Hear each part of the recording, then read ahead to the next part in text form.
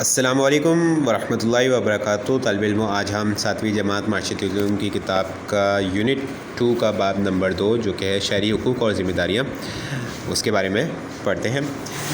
اچھا، اس چیپٹر میں سب سے پہلے یہ بتایا گیا ہے کہ شہری کون ہوتے ہیں۔ وہ شخص جس کو قانونی طور پہ کسی خاص ملک کا شہری تسلیم کیا گیا اور جس کو وہاں پیدا ہونے کے باعث وہ حقوق حاصل ہو، یعنی کہ کوئی بھی شخص کسی ملک میں پیدا ہوتا ہے تو وہ اس ملک کا شہری کہا جا سکتا ہے، یا وہ شخص جو کسی خاص شہری یا علاقے میں رہتا ہو اس کو شہری کہا جاتا ہے۔ حقوق کی درجہ بندی وسیع طرح سے دیکھا جائے تو حقوق کی درجہ بندی درج ذیل کی طرح ہو سکتی ہے۔ شہری حقوق، سیاسی حقوق، معاشی اور سماجی حقوق۔ شہری حقوق میں یہ ہے کہ ہر شہری کو اپنی زندگی آزادی کے ساتھ گزارنے کی مکمل تحفظ حاصل ہو، اس کی سلامتی، جسمانی سلامتی کا تحفظ دیا جائے، اس کو زبردستی مار پیٹ نہ کیا جائے یا اس کے غیر انسانی سلوک سے تحفظ دیا جائے، اس کو جبراً گرفتار نہ کیا جائے، ملک سے بے دخل نہ کیا جائے۔ جبراً گرفتار سے مراد یہ نہیں ہے کہ مطلب اس کو زبردستی گرفتار کر لیا کسی بھی وجہ سے، مطلب کسی وجہ نہ ہونے کے بعد بھی گرفتار کر لیا، یہ شہری حقوق میں آتا ہے۔ سیاسی حقوق میں اظہار رائے کی آزادی ہونی چاہیے، جماعت بنانے، یعنی کوئی شخص اپنی جماعت بنانا چاہتا ہے، اپنی کوئی پولیٹیکل پارٹی بنانا چاہتا ہے تو اس کو اس بات کی اجازت ہونی چاہیے۔ اجتماع کرنے کی آزادی ہونی چاہیے، یعنی کہ جلسے وغیرہ، جلوس وغیرہ نکالنے کی آزادی ہونی چاہیے۔ معاشی اور سماجی حقوق، یہ حقوق وہ حالات فراہم کرتے ہیں جو شہریوں کی خوشحالی اور خیر و عافیت کے لیے لازمی ہوتے ہیں۔ معاشی حقوق حوالہ اشارہ ملکیت کے حق اور کام کے حق کی طرف ہے جس کو ایک شہری آزادی کے ساتھ منتخب یا پسند کرتا ہے۔ اس میں مناسب معاوضہ اور کام کے اوقات کی مناسب حد شامل ہوتی ہے۔ یہ حقوق ٹریڈ یونین کے حقوق میں بھی ترغیب دیتے ہیں۔ سماجی حقوق وہ حقوق ہیں جو کہ زندگی بسر کرنے کے لیے مناسب معیار کے لیے لازمی ہے، جس میں صحت، رہائش اور خوراک، سماجی بہبود کا حق اور تعلیم شامل ہے۔ سماجی اور معاشی اور سماجی حقوق یہ ہے کہ ہر شخص کو یہ حقوق حاصل ہونے چاہیے کہ وہ کیا کام کرنا چاہتا ہے اور کام کے معاوضہ کیا وہ طے کرتا ہے، وہ ہونا چاہیے۔ مطلب یہ نہیں ہونا چاہیے کہ جو شخص کام کروا رہا ہے بس وہی بتائے کہ وہی معاوضہ کتنا دے گا، کام کرنے والے سے نہ پوچھا جائے۔ اس کو اپنا معاوضہ خود طے کرنے کی آزادی ہونی چاہیے، اس کو جو ہے کام کے اوقات طے کرنے کی آزادی ہونی چاہیے۔ یہ نہیں ہو کہ بس وہ دن میں 18-20 گھنٹے کام پہ لگایا جا سکے۔ ایک لمٹ ہوتی ہے کام، ایک لمٹ سے کام کرنے کی، 9 to 5، 9 to 6 یا 10 to 7 کی جاب، مطلب اس ٹائم کے دوران کام کرنے کا وہ ہونا چاہیے۔ اس کو تعلیم کا حق حاصل ہونا چاہیے، صحت، رہائش، خوراک اور سماجی بہبود کا حق حاصل ہو۔ یہ معاشی اور سماجی حقوق میں یہ بات شامل ہے آپ کے پاس۔ شہریوں کے حقوق اور ذمہ داریاں۔ شہریوں کے کیا کیا حقوق ہوتے ہیں اور کیا کیا ذمہ داری ہوتی ہے۔ شہریوں کا حقوق آزادی، اظہار رائے کی آزادی، یہ ان کے حقوق شہریوں کے حقوق میں شامل ہے۔ عبادت کرنے کی آزادی، انصاف حاصل کرنے کا حق، انتخابات میں ووٹ دینے کا حق ان کو حاصل ہونا چاہیے، ملازمت حاصل کرنے کا حق ان کے پاس ہونا چاہیے، منتخب عہدے کے لیے امیدوار بننے کا حق، یعنی کہ کوئی کسی ڈیزگنیشن یا پوسٹ کے لیے ایلیجیبل ہے تو اس کو اس کا حق حاصل ہونا چاہیے۔ زندگی، آزادی اور خوشیوں کی تلاش کی انجام دہی کی آزادی ہونی چاہیے۔ اور شہریوں کی ذمہ داریاں کیا ہے؟ اپنی ریاست یا اپنے ملک یا شہر کے لیے آئین کی حمایت اور دفاع کرنا، سماج کے متاثر کن معاملات اور سے باخبر ہونا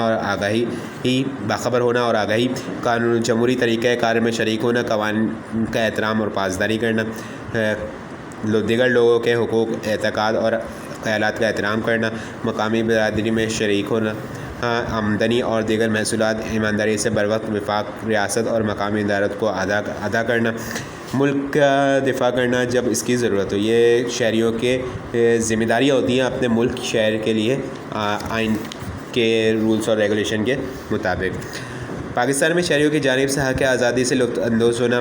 اسلامی مملکت پاکستان کے آئین 1973 کے آرٹیکل 25A کے مطابق 5 سال سے لے کر 16 سال کی عمر کے درمیان تمام بچوں کو مفت تعلیم فراہم کرنا اور اسی حق پر عمل درآمد کروانا ریاست کی ذمہ داری ہے، یعنی کہ 5 سال سے لے کے 16 سال تک کی عمر کے جتنے بھی بچے ہیں ان کو مفت تعلیم فراہم کی جائے گی، اور اس مفت تعلیم پر عمل درآمد کرنا ریاست کی ذمہ داری ہوتی ہے کہ وہ اس پہ پوری مکمل طور پر عمل درآمد کرائے۔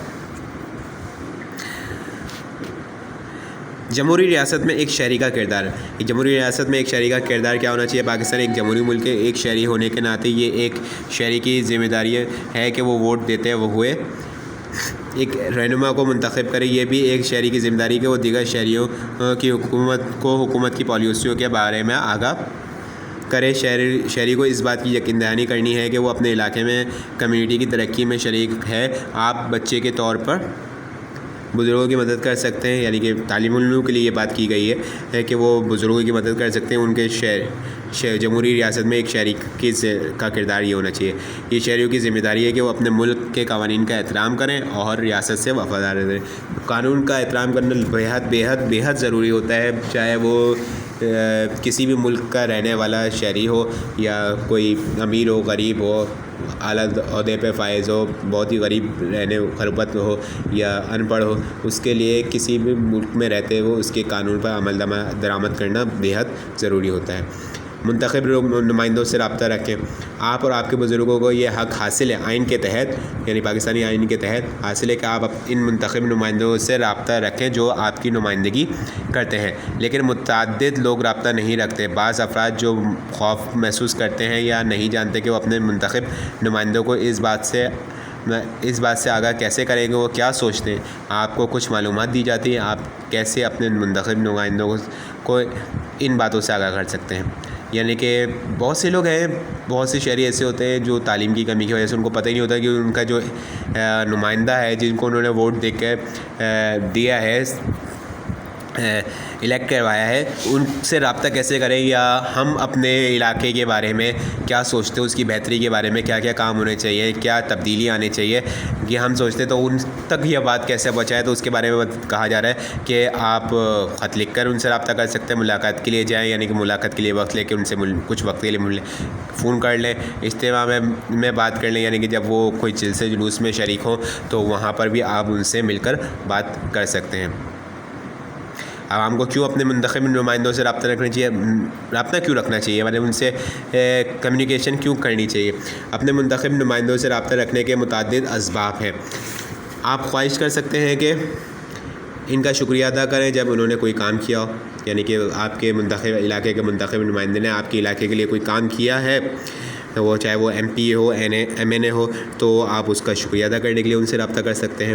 ان کو کہیں کہ وہ بعض سرگرمی میں کوئی کردار ادا کریں, یعنی کہ اگر آپ کو ان سے کوئی کام کریں, ایکٹیویٹی میں ان کو چاہتے ہیں کہ وہ کوئی آپ کے علاقے کی یا آپ کے شہر کی ایکٹیویٹی میں آ کر حصہ لیں, تو وہ اس کے لیے بھی آپ ان سے رابطہ کر سکتے ہیں. ان کو آگاہ کریں کہ آپ کس طرح تعلیم, جرم, محصول یا ماحولیات کے بارے میں محسوس کرتے ہیں, یعنی اپنی سوچ, اپنے محسوسات کو تعلیم کے بارے میں یا ملک جرم کے بارے میں یا محصولات یعنی ٹیکس وغیرہ کے بارے میں کیا, یا ماحولیات کے بارے میں کیا کیا سوچتے ہیں, یا آپ ان چیزوں سے بھی آپ ان کو آگاہ کر سکتے ہیں. اچھا جی, آگے چلتے ہیں.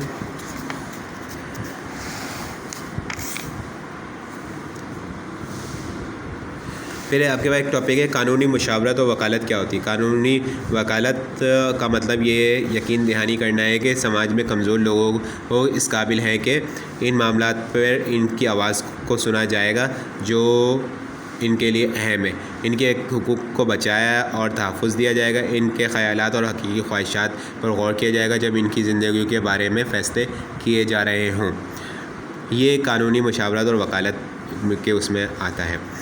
اچھا, قانونی وکالت کی حکمت عملی کو ترقی دینے کا عملی طریقہ کار. اس کے بہت سارے قدم ہیں, بہت سارے اسٹیپس میں یہ پورا بچتا ہے. آپ کیا چاہتے ہیں, یعنی کہ آپ کی سوچ کیا ہے, آپ کیا چاہتے ہیں, یا آپ کو کون دے سکتا ہے, یعنی کہ آپ جو چاہتے ہیں, خواہش کرتے ہیں کہ آپ کے شہر یا علاقے میں یا ملک میں یہ کام ہو یا یہ چیزیں ہونی چاہیے, تو وہ کون دے سکتا ہے, کس سے آپ کو رابطہ کرنا پڑے گا اس سلسلے میں, جو بھی آپ کی خواہش ہے یا جو بھی آپ کام کروانا چاہتے ہیں, ان کو کیا سننے کی ضرورت ہے. ان مختلف سامعین تک پہنچنے کے لیے پیغامات کا سلسلہ جوڑنے کی ضرورت پڑے گی جو عمل مؤثر ہوگا. مؤثر قانونی وکالت کے پیغامات کے عمومی طور پر 2 بنیادی اجزاء ہوتے ہیں. کیوں قانونی وکالت کے مقاصد اس عمل کی ادائیگی کے لیے صحیح ہے اور کیوں یہ ادائیگی کے لیے اختیارات کے سیاسی مفاد میں ہے. قدم نمبر 4 کیوں انہیں یہ بات سننے کی ضرورت ہے, یعنی کہ جس سے بھی آپ رابطہ کر رہے ہیں, جو آپ کے نمائندہ ہے, اس کو یہ بات, وہ آپ کی بات کیوں سنے گا, پھر اس کی ڈیٹیل ہے آپ کے پاس. کارروائی, پیغام پہنچانا کتنا بہترین ہوتا ہے, یعنی کہ اپنے نمائندوں تک جو بھی آپ کا پیغام ہے پہنچانا, یا نمائندوں کا پیغام جو ہے, اگر آپ مڈل مین کے حیثیت سے کام کر رہے ہیں تو نمائندوں کا پیغام عوام تک یا اپنے علاقے کے لوگوں تک کس طرح پہنچائیں گے, یا اپنے علاقے کے لوگوں کا پیغام جو ہے یا کوئی مشکل جو ہے, پریشانی جو, وہ نمائندوں تک کیسے پہنچائیں. ہم نے کیا حاصل کیا, مختلف اختلافات و شگاف میں ترقی کے لیے کن باتوں کی ضرورت ہوتی ہے، ابتدائی کوششیں ہم کیسے ابتدا کر سکتے ہیں کسی بھی کام کی، تشخیص اور اندازہ لگانا، ہم کیسے آگاہ ہوں گے کہ وہ کام کر رہا ہے۔ مطلب یہ 8-9 اسٹیپس ہیں جن کو جو یہ بتاتے ہیں ہمیں کہ قانونی وکالت کی حکمت عملی کو ترقی دینے کے کا عملی طریقہ کار کیا ہے، کہ لوگوں کو ایک رولز اور ریگولیشن، قواعد و ضوابط کے تحت کس طرح کیا کیا کام کرنے چاہیے، ان سے کس طرح ملنا چاہیے، یا ان کو کس سے ملنا چاہیے، کس طرح ملنا چاہیے، کیا بات کرنی چاہیے، اس سارے اسٹیپس کے بارے میں لکھا ہے۔ اور اس چیپٹر کا کام آپ کو واٹس ایپ پہ اویلیبل ہوگا۔ السلام علیکم ورحمۃ اللہ وبرکاتہ۔